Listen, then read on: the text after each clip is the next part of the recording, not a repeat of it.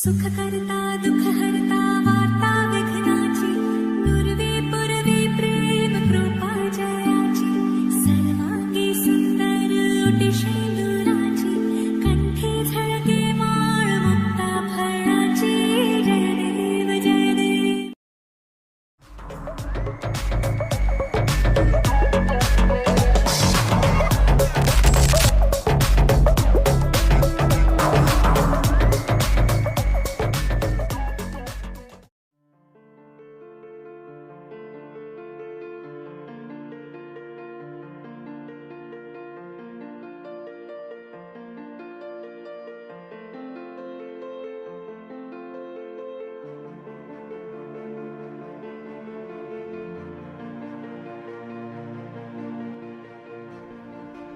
Hi. ಹೇಳಿ, ಒಂದು ನಿಮಿಷ ಇರು, ಮಾಡ್ತೀನಿ. ಹೇಳಿ, ಏನು? ಸ್ವಲ್ಪ ಕುತ್ಕೊಂಡು ಮಾತಾಡೋಣ. ಬನ್ನಿ ಕೂತ್ಕೊಳ್ಳೋಣ. ಸುಮಾರು ದಿನದಿಂದ ಅಬ್ಸರ್ವ್ ಮಾಡ್ತಾ ಇದ್ದೀನಿ, ನೀವು ವಿಡಿಯೋ ಕಾಲು ಫೋನಲ್ಲೇ ಮಾತಾಡ್ತಿರ್ತೀರಾ. ಏನು ಸಮಾಚಾರ? ಅದು ನಮ್ಮ ಪರ್ಸ್ನಲ್ ಮ್ಯಾಟ್ರು, ನಿಮ್ಗೇನಕ್ಕೆ ಅದೆಲ್ಲ? ಅದು ಹೇಳೋದ್ರಿಂದ ನಿನಗೆ ಲಾಭ, ನನಗೇನು ಲಾಭ ಇಲ್ಲ. ನನ್ನ ಪರ್ಸ್ನಲ್ ಮ್ಯಾಟ್ರು ನಿಮ್ಗೆ ಹೇಳೋದ್ರಿಂದ ನನಗೇನು ಲಾಭ? ನಿಮ್ಮನ್ನು ಒಂದು ಹತ್ರ ಕರ್ಕೊಂಡು ಹೋಗ್ತೀನಿ, ಬರ್ತೀರಾ? ಸರಿ, ಹೇಳಿ, ಎಲ್ಲಿಗೆ? ನಾನು ಹೇಳೋದು ಸ್ವಲ್ಪ ಅರ್ಥ ಮಾಡ್ಕೊಳ್ಳಿ. ನಾನು ಕರ್ಕೊಂಡೋಗೋ ಜಾಗ ಹತ್ರ ಬನ್ನಿ, ನಿಮಗೆ ಲಾಭ. ಸರಿ, ನಡೀರಿ.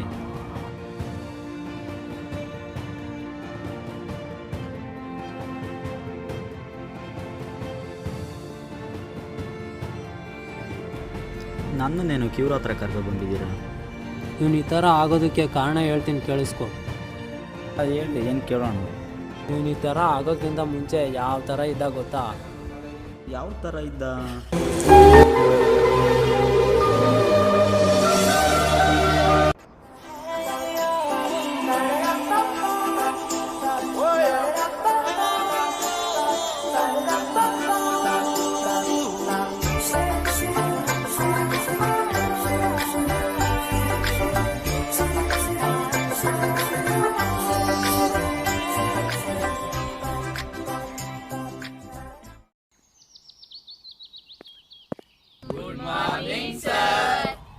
Very good morning. Sit down. May I come in, sir? Yes, please come in.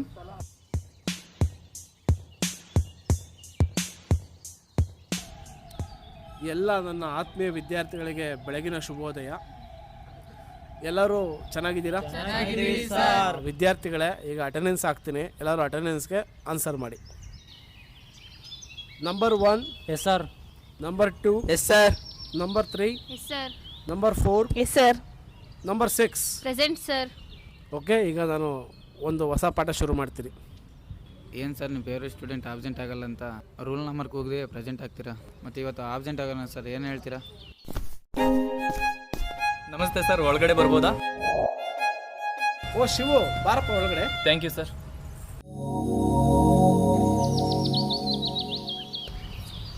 ನೋಡಪ್ಪ ಮನೋಹರ, ನಾನು ನನ್ನ ವಿದ್ಯಾರ್ಥಿಗಳ ಮೇಲೆ ಇಟ್ಟಿರೋ ನಂಬಿಕೆ ಯಾವತ್ತೂ ಸುಳ್ಳಾಗಿಲ್ಲ. ನಿಮಗೆಲ್ಲ ಒಂದು ಗೊತ್ತಿರಲಿ, ಒಬ್ಬ ಆದರ್ಶ ವಿದ್ಯಾರ್ಥಿ ತನ್ನ ಶಿಕ್ಷಕರ ನಂಬಿಕೆಗೆ ಯಾವತ್ತೂ ದ್ರೋಹ ಬಗೆಯಲ್ಲ. ಅದೇ ರೀತಿ ಶಿವು ಕೂಡ. ನನ್ನ ಮೆಚ್ಚಿನ ವಿದ್ಯಾರ್ಥಿಗಳೇ, ಇಂದಿನ ತರಗತಿಯಲ್ಲಿ ಭಾರತ ಕಂಡಂತಹ ಸುಪ್ರಸಿದ್ಧ ರಾಜಮನೆತನವಾದ ಮೌರ್ಯ ಸಾಮ್ರಾಜ್ಯದ ಬಗ್ಗೆ ತಿಳಿದುಕೊಳ್ಳೋಣ. ಈ ಟಾಪಿಕ್ಕು ಎಕ್ಸಾಮ್ಗೆ ತುಂಬ ಇಂಪಾರ್ಟೆಂಟ್. ವಿದ್ಯಾರ್ಥಿಗಳೇ, ಮೌರ್ಯ ಸಾಮ್ರಾಜ್ಯ ಎಂಬುದು ಭಾರತದ ಪ್ರಪ್ರಥಮ ರಾಜಮನೆತನ. ಚಂದ್ರಗುಪ್ತ ಮೌರ್ಯ ಎಂಬುವಂತಹ ರಾಜ ಮಗಧ ಸಾಮ್ರಾಜ್ಯವನ್ನು ಸ್ಥಾಪಿಸಿದನು. ಅಂದಿನ ಕಾಲದಲ್ಲಿ ಕೌಟಿಲ್ಯ ಎಂಬುವಂತಹ ಶಿಕ್ಷಕ ನಂದರ ದುರಾಡಳಿತದಿಂದ ಬೇಸತ್ತಿದ್ದನು. ತನ್ನ ಗುರು ಕೌಟಿಲ್ಯನ ಸಹಾಯದಿಂದ ಮೌರ್ಯ ಸಾಮ್ರಾಜ್ಯವನ್ನು ಚಂದ್ರಗುಪ್ತ ಮೌರ್ಯ ಸ್ಥಾಪಿಸಿದನು. ಮೌರ್ಯ ಸಾಮ್ರಾಜ್ಯದ ಸುಪ್ರಸಿದ್ಧ ರಾಜರೆಂದರೆ ಚಂದ್ರಗುಪ್ತ ಮೌರ್ಯ ಹಾಗೂ ಅಶೋಕ ಮಹಾರಾಜ. ಇವರಿಬ್ಬರು ಇತಿಹಾಸಕ್ಕೆ, ಕಲೆ ಮತ್ತು ವಾಸ್ತುಶಿಲ್ಪಕ್ಕೆ ತಮ್ಮದೇ ಆದಂತಹ ಕೊಡುಗೆಯನ್ನು ನೀಡಿದ್ದಾರೆ. ಇವತ್ತಿಗೆ ಸಾಕು, ಮುಂದಿನ ತರಗತಿಯಲ್ಲಿ ಕಂಟಿನ್ಯೂ ಮಾಡಿ.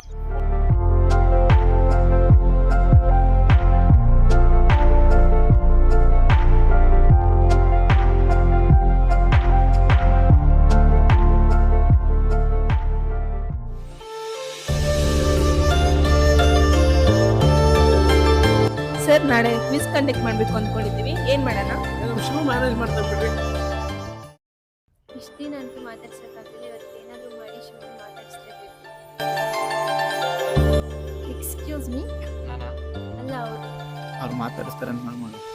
ಹಾಂ ಹೇಳಿ ಏನು? ನಿಮ್ಮ ಹತ್ರ ಸ್ವಲ್ಪ ಪರ್ಸ್ನಲ್ ಆಗಿ ಅವ್ನು ಪರ್ಸ್ನಲ್ ಎಲ್ಲ ಗೊತ್ತಿಲ್ಲ ಪರವಾಗಿಲ್ಲ.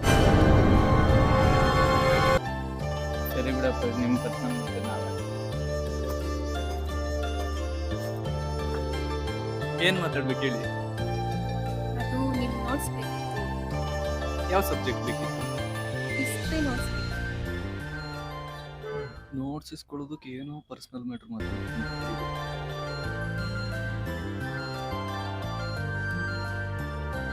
ಹಾಂ ತಗೊಳ್ಳಿ, thank you. It's okay.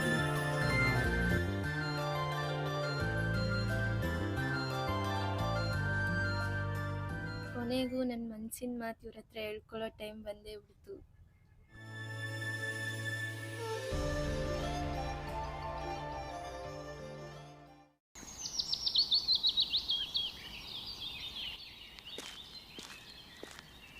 Shiva ಅವರೇ, ಹಾಂ ಹೇಳಿ.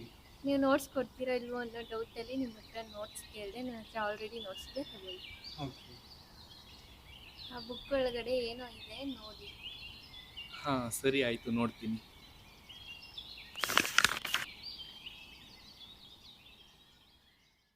ನೀನೆಂದರೆ ಆಸೆಯಲ್ಲ, ಆಕರ್ಷಣೆಯೂ ಅಲ್ಲ. ನೀನೆಂದರೆ ಮೋಹವಲ್ಲ, ವ್ಯಾಮೋಹವೂ ಇಲ್ಲ.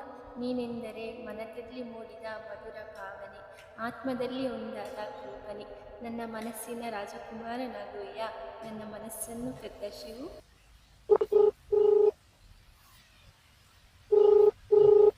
ನನ್ನ ಬಾಳನ್ನು ಉಜ್ವಲವಾಗಿ ಬೆಳಗೋ ಅವಕಾಶ ನಿಂಗೆ ಕೊಡ್ತಾ ಇದ್ದೀನಿ. ಈ ನನ್ನ ಬಾಳಿನ ಬೆಳಕು ಯಾವತ್ತೂ ಆರದೇ ಇರೋ ಥರ ಬೆಳಗು Marlin. Okay, thank you so much.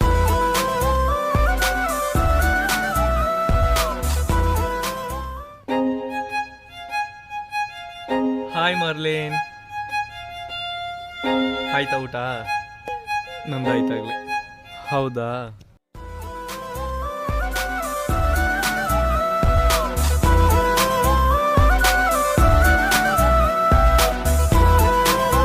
ಇಡೀ ದಿನನ ಬುಕ್ ಜೊತೆ ಕಳೀತಿದ್ದಾನು, ಈಗ ಫೋನ್ ಜೊತೆ ಕಳೆಯೋದಕ್ಕೆ ಸ್ಟಾರ್ಟ್ ಮಾಡ್ದ. ಹೀಗೆ ಅವ್ರ ಲವ್ ಸ್ಟೋರಿ 2-3 ವಾರ ಮುಂದುವರಿತಾ ಹೇಗಿದ್ದೋನು ಹೇಗಾದ ಅಂದರೆ,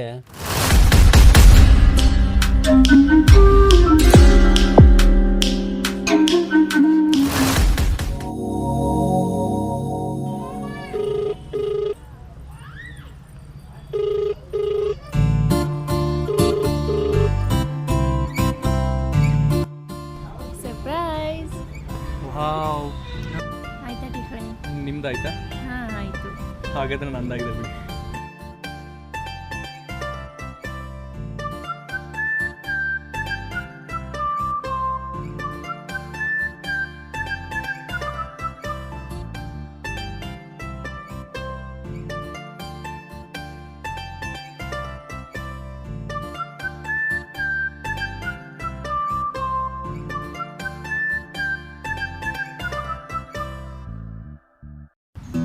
ನಿಮ್ಗೊಂದು ಸರ್ಪ್ರೈಸ್ ಕೊಡಬೇಕು ಅಂದ್ಕೊಂಡಿದ್ದೀನಿ.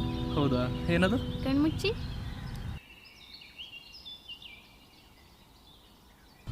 ಕಣ್ಣ ಓಪನ್ ಮಾಡಿ. ವಾವ್, ಇಷ್ಟ ಆಯ್ತಾ? ಓ ಸೂಪರ್.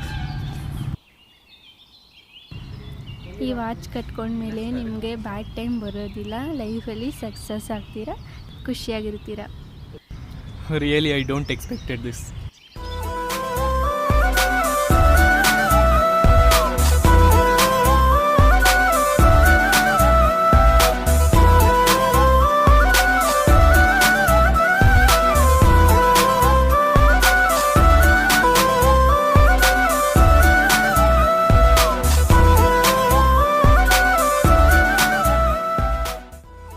ಸರಿ, ನಾನು ಮನೆಗೆ ಹೊರಡ್ತೀನಿ, ಟೈಮ್ ಆಯಿತು. ಸರಿ, ನಾಳೆ ನೀನು ಬರೋ ಟೈಮ್ನೇ ಕಾಯ್ತಾ ಇರ್ತೀನಿ. ಬೇಗ ಬಾ. ಬಾಯ್ ಬಾಯ್ ಬಾಯ್. ಬಾಯ್.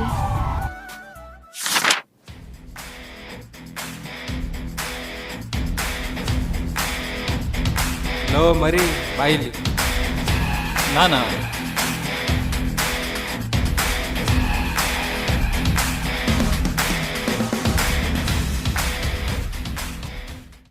ಹೇಳು ಏನು? ನಾನ್ ಲವ್ ಮಾಡ್ತಾರೋ ಹುಡುಗಿನ ನೀನ್ ಯಾಕೆ ನೋಡ್ತಾ ಇದೀಯ? ಫಸ್ಟ್ ಅವಳು ನೀನು ಲೈಕ್ ಮಾಡ್ಲಿ, ಆಮೇಲೆ ನೀನು ಅವಳನ್ನ ಲವ್ ಮಾಡುವಂತ. ಏನೋ ಹುಡುಗಿ ನನ್ನೇ ಇಷ್ಟಪಡಲ್ಲ ಅಂತ ಅಜೀಬ್ ಮಾಡ್ತಾ ಇದ್ಯಾ? ನೀನೇನಿದ್ರು ಟಾಪರ್ ಅಷ್ಟೇ. ಕಾಲೇಜಿಗೆ ಬಂದ, ಕ್ಲಾಸ್ ರೂಮ್ಗೆ ಹೋದ, ಅಷ್ಟ್ರಲ್ಲಿ ಇರ್ಬೇಕು. ಏನೋ ಇದೆಲ್ಲ ಮಾಡಕ್ ನಾವ್ ಇದೀವಿ. ನಿಂದೇನಾಯ್ತು ನೀನ್ ಅಷ್ಟ್ ನೋಡ್ಕೊಂಡು ಹೋಗು ಅಷ್ಟೇ. ನಾನು ಮಾಡೋದೆಲ್ಲ ನಿನ್ನ ಹತ್ರ ಪರ್ಮಿಷನ್ ತಗೊಂಡ್ ಮಾಡ್ಬೇಕಾ? ಹೋಗಲ್ಲಿ. ಯಾಕೋ ಮಚ್ಚಿ ಲಜ್ಜರಸ್ ಬರ್ತಾವ್ರೆ.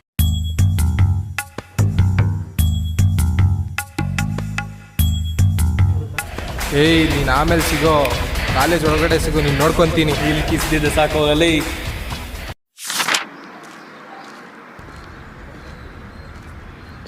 Hi Merlion. ಹಾಯ್. ಏನು ಇವತ್ತೇನು ನಮ್ಮನ್ನು ಖುಷಿ ಪಡಿಸೋಂಥ ವಿಷಯ ರೆಡಿ ಮಾಡ್ಕೊಂಡು ಬಂದಿಲ್ವಾ? ಯಾಕಿಲ್ಲ, ಇದೆಯಲ್ಲ. ಏನಿದೆ? ವೆಯ್ಟ್.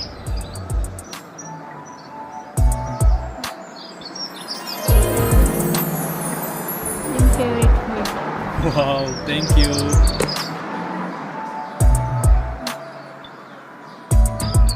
ಒಂದು ನಿಮಿಷ, ನಾನೇ ತಿನ್ನಿಸ್ತೀನಿ. ಓಕೆ.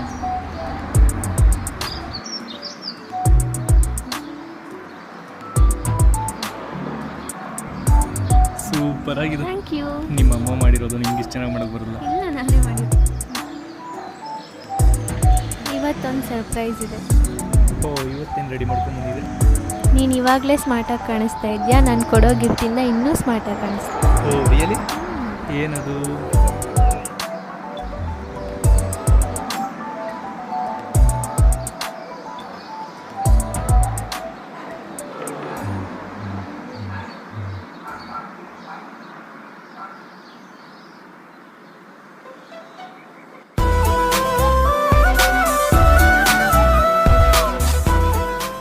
ಮರ್ಲಿನ್, ನೀನು ನನಗೆ ವಸ್ತುಗಳ ರೂಪದಲ್ಲಿ ಗಿಫ್ಟ್ ಕೊಟ್ಟೆ, ನಾನು ನಿನಗೆ ಕವನದ ರೂಪದಲ್ಲಿ ಒಂದು ಗಿಫ್ಟ್ ಕೊಡ್ತಾ ಇದ್ದೀನಿ. ಹೌದಾ? ಆದರೆ ಅದು ನಿಂಗೆ ಇಷ್ಟ ಆಗುತ್ತೆ ಇಲ್ವೋ ಗೊತ್ತಿಲ್ಲ. ನೀವೇನು ಕೊಟ್ಟರು ನಂಗೆ ಇಷ್ಟ ಆಗುತ್ತೆ.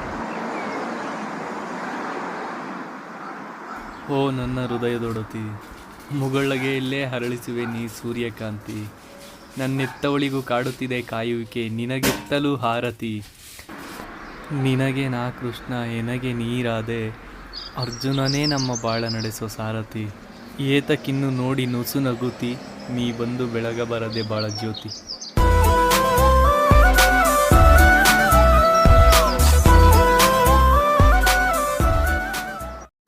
ಇದೇ ರೀತಿ ಸುಮಾರು 2 ವರ್ಷ ಅವ್ರ ಲವ್ ಜರ್ನಿನ ಖುಷಿಯಾಗಿ ಮುಂದುವರಿಸಿದ್ರು. ಆದರೆ ಒಂದಿನ ಇದ್ದಕ್ಕಿದ್ದ ಹಾಗೆ ಹಾಯ್ ಮರ್ಲಿನ್. ಯಾಕೆ ಮರ್ಲಿನ್, ಏನಾಯ್ತು ಇಷ್ಟೊಂದು ಬೇಜಾರಾಗಿದೆಯಾ? ನಿನ್ನನ್ನೇ ಮರ್ಲಿನ್ ಮಾತಾಡಿಸ್ತಿರೋದು. ಏನಕ್ಕೆ ಈ ಥರ ಇರೋದು ಹೇಳು ಮರ್ಲಿನ್.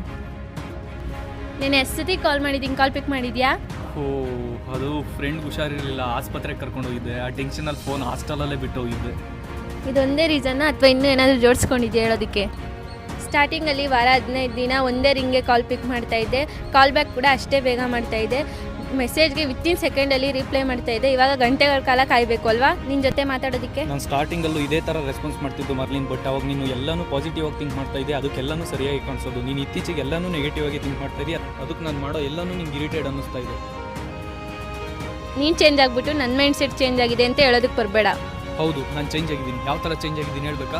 ಒಂದು ದಿನಕ್ಕೆ ಬರೀ 10-20 ನಿಮಿಷ ಫೋನ್ ಯೂಸ್ ಮಾಡ್ತಿದ್ದೀನಿ ನಾನು. ಇವಾಗ ಇಡೀ ದಿನ ಫೋನ್ ಜೊತೆನೇ ಟೈಮ್ ಸ್ಪೆಂಡ್ ಮಾಡ್ತಾ ಇದ್ದೀನಿ. ಇಡೀ ದಿನ ಬುಕ್ ಜೊತೆ ಟೈಮ್ ಸ್ಪೆಂಡ್ ಮಾಡ್ತಿದ್ದೀನಿ ನಾನು. ಇವತ್ತು ಯಾವ ಬುಕ್ಕಲ್ಲಿ ಯಾವ ಸಿಲೆಬಸ್ ಇದೆ ಅಂತಲೂ ಗೊತ್ತಿಲ್ಲ, ಆ ರೇಂಜಿಗೆ ಚೇಂಜ್ ಆಗಿದ್ದೀನಿ. ಎಲ್ಲ ಸರ್ಗಳು ಸ್ಟೂಡೆಂಟ್ ಅಂದರೆ ಶಿವ ಥರ ಇರಬೇಕಪ್ಪ ಅಂತಿದ್ದವ್ರು ಇವತ್ತು ಯಾವ ಸ್ಟೂಡೆಂಟು ಶಿವ ಥರ ಆಗದೇ ಇರಲಿ ಅಂತವ್ರೆ, ಆ ರೇಂಜಿಗೆ ಚೇಂಜ್ ಆಗಿದ್ದೀನಿ. ಸರಿ, ನನ್ನಿಂದ ನಿನ್ನ ಸ್ಟೇಟಸ್ ಹಾಳಾಗುತ್ತೆ ಅಂತ ಗೊತ್ತಿರಲಿಲ್ಲ. ನಿನ್ನ ಲೈಫಿಗೆ ಬಂದು ತಪ್ಪು ಮಾಡಿದೆ, ಸಾರಿ. ಇನ್ಮೇಲೆ ಈ ಮಾರ್ಲಿನ್ ಅನ್ನೋ ಚಾಪ್ಟರ್ ನಿನ್ನ ಲೈಫಲ್ಲಿ ಇರಲ್ಲ. ಏನು ಬರೀ ಒಂದು ಮಿಸ್ ಕಾಲ್ ಇದ್ದ ನನ್ನ ಲೈಫಲ್ಲಿ ನಿನ್ನ ಚಾಪ್ಟರ್ನ ಕ್ಲೋಸ್ ಮಾಡೋ ಮಾತಾಡ್ತಿದ್ಯಾ ಮರ್ಲಿನ್? ಸರಿ, ಇನ್ನು ನಿಮ್ಮ ಲೈಫಲ್ಲಿ ಇದ್ದು ನಿಮ್ಮ ಸ್ಟೇಟಸ್ನ ಕಡಿಮೆ ಮಾಡೋದು ನನಗಿಷ್ಟ ಇಲ್ಲ. ನೀವು ಕಳ್ಕೊಂಡಿರೋ ಸ್ಟೇಟಸ್ನ ಮತ್ತೆ ಪಡ್ಕೊಳ್ಳಿ. ಗುಡ್ ಬಾಯ್.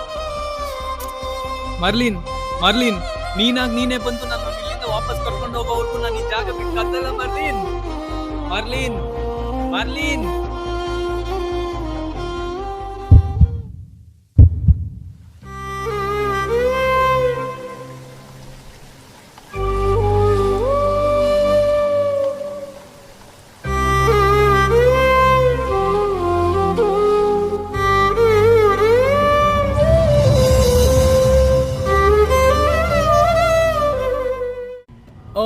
ನನಗೆ ನೆನಪಿದೆ ಮಾರ್ಲಿನ್, ಅವತ್ತು ನೀನು ಹೇಳಿದ್ ಕರೆಕ್ಟು.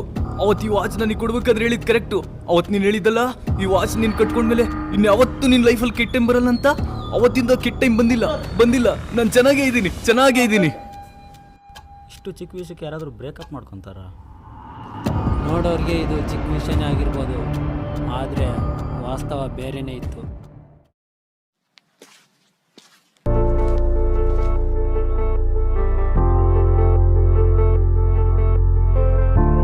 ಇವಳು ಯಾಕೆ ಒಬ್ಬಳೇ ಬಂದು ಕೂತಿದ್ದಾಳೆ? ಯಾಕೆ ಮರ್ಲಿನ್, ಏನಾಯಿತು? ಒಂದು ಫೋನು ಮಾಡಿದೆ ಕಾಲೇಜಿಗೆ ಬಂದುಬಿಟ್ಟಿದ್ಯಾ? ಏನಿಲ್ಲ ಬಿಡು. ಪರವಾಗಿಲ್ಲ, ಹೇಳ್ಕೊ, ನಿನಗೂ ಸಮಾಧಾನ ಆಗುತ್ತೆ. ಅವ್ನ ಪಾಡಿಗೆ ಅವ್ನು ಹೆಂಗೋ ಓದ್ಕೊಂಡು ಚೆನ್ನಾಗಿದ್ದ, ಪ್ರೀತಿ ಅನ್ನೋ ಆಸೆ ಹುಟ್ಟಿಸಿ ತಪ್ಪು ಮಾಡಿಬಿಟ್ಟೆ ನಾನು. ಇವಾಗ ಏನಾಯಿತು ಮರ್ಲಿನ್? ಎಲ್ಲ ಸರಿಯಾಗಿದೆ ಅಲ್ವಾ? ಏನೂ ಸರಿ ಇಲ್ಲ ರಿಯಾ. ನಮ್ಮಮ್ಮ ನನ್ನ ಚಿಕ್ಕ ವಯಸ್ಸಲ್ಲೇ ನಮ್ಮ ಮಾವನ ಜೊತೆ ಮದುವೆ ಮಾಡಿಸ್ತೀನಿ ಅಂತ ಮಾತು ಕೊಟ್ಟಿದ್ದಾರೆ. ಇನ್ನೇನು ಸ್ವಲ್ಪ ದಿನದಲ್ಲಿ ಮದುವೆನೂ ಮಾಡ್ತಾರೆ.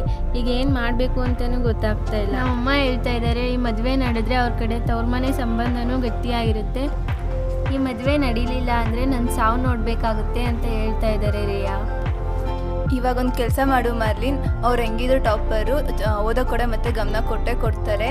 ಇದೇ ವಿಷಯಕ್ಕೆ ಬೇರೆ ಕಾರಣ ಕೊಟ್ಟು ಬ್ರೇಕಪ್ ಮಾಡ್ಕೊ. ಏನು ಹೇಳ್ತಾ ಇದೆಯಾ ರಿಯಾ? ನಾನೇ ಅವನ್ನ ಇಷ್ಟಪಟ್ಟು ಅಷ್ಟೊಂದು ಹಚ್ಕೊಂಡು ನಾನು ಹೇಗೆ ಅವನ್ನ ಬಿಟ್ಟಿರಲಿ? ಇಷ್ಟು ಚಿಕ್ಕ ಕಾರಣನ ಕೊಟ್ಟು ನಾನು ಅವನಿಂದ ದೂರ ಆಗೋದಕ್ಕಾಗುತ್ತಾ? ನೀನೇ ಹೇಳು. ನಾನೊಂದು ಐಡಿಯಾ ಕೊಡ್ತೀನಿ, ಆ ಥರ ಮಾಡು. ಅವರು ಬ್ಯುಸಿ ಇದ್ದಾಗ 3-4 ಸಲ ಕಾಲ್ ಮಾಡು. ಅವರು ಪಿಕ್ ಮಾಡೋದಿಲ್ಲ. ಅವರು ಮಿಸ್ ಕಾಲ್ ನೋಡಿಕೊಂಡು ಕಾಲ್ ಬ್ಯಾಕ್ ಮಾಡಿದಾಗ ಏನಕ್ಕೆ ಕಾಲ್ ಪಿಕ್ ಮಾಡಿಲ್ಲ ಅಂತ ಜಗಳ ಮಾಡಿಕೊಂಡು ಬ್ರೇಕಪ್ ಮಾಡ್ಕೊ. ನಿನ್ನ ಥರನೇ ಲವಲ್ ಮುಂಗೋಗಿರೋ 20 ಜನನ ಕರ್ಕೊಬಂದು ಇವ್ನು ಸ್ಟೋರಿ ಹೇಳಿದ್ದೀನಿ. ಅದರಲ್ಲಿ ಒಂದು 10-15 ಜನ ಯಶಸ್ಸಿನ ಕಡೆ ಹೆಜ್ಜೆ ಇಟ್ಟವ್ರೆ. ಮಾರ್ಲಿನ್, ಅವತ್ತು ನೀನು ನನಗೆ ಹೇಳಿರೋ ಮಾತು ಮರ್ತಿದ್ದೀನಿ ಅಂದ್ಕೊಂಡ? ಇಲ್ಲ, ಮರೆಯಲ್ಲ. ಅವತ್ತು ನೀನು ಈ ಸ್ಪೆಕ್ಸ್ ನಂಗೆ ಗಿಫ್ಟ್ ಮಾಡ್ಬೇಕಾದ್ರೆ ಹೇಳಿದ್ದಲ್ಲ, ಈ ಕೆಟ್ಟು ಪ್ರಪಂಚನ ನೀನು ಬರಿಗಣ್ಣಿಂದ ನೋಡಬಾರ್ದು ಅಂತ. ಇಲ್ಲ, ನೋಡಲ್ಲ, ಈ ಕನ್ನಡಕ ಹಾಕ್ಕೊಂಡೇ ನೋಡ್ತೀನಿ. ಇವನ್ ಥರನೇ ನೀನು ಆಗ್ಬೇಕಂದ್ರೆ ಅಲ್ಲಿ ಕುತ್ಕೊಂಡು ಏನು ಮಾಡ್ತಿದ್ದ ಅದನ್ನೇ ಮಾಡು. ಭೂಮಿ ಮೇಲೆ ಈ ಥರನೂ ಲವರ್ಸ್ ಇರ್ತಾರ? ಈ ಥರನೂ ಲವ್ ಮಾಡ್ತಾರ? ನಾನು ಇದೇ ಫಸ್ಟ್ ಟೈಮ್ ನೋಡ್ತಾ ಇರೋದು. ಈ ಥರ ಸ್ಟೋರಿ ಕೇಳಿದ ಮೇಲೆ ನಾನು ಬದಲಾಗಲೇಬೇಕು. ಹಲೋ ಮೌನಿಷಾ, ಓದೋ ವಯಸ್ಸಲ್ಲಿ ಇದೆಲ್ಲ ಮಾಡೋದು ತಪ್ಪು ಅನ್ನಿಸ್ತಾ ಇದೆ ನನಗೆ. ನಾವು ಜೀವನದಲ್ಲಿ ಏನಾದರೂ ಒಂದು ಸಾಧನೆ ಮಾಡಬೇಕು. ಆ ಸಾಧನೆ ಮಾಡಿದ ಮೇಲೆ ಬೇಕಾದರೆ ಋಣ ಅನ್ನೋದಿದ್ದರೆ ಮುಂದೋಗೋಣ.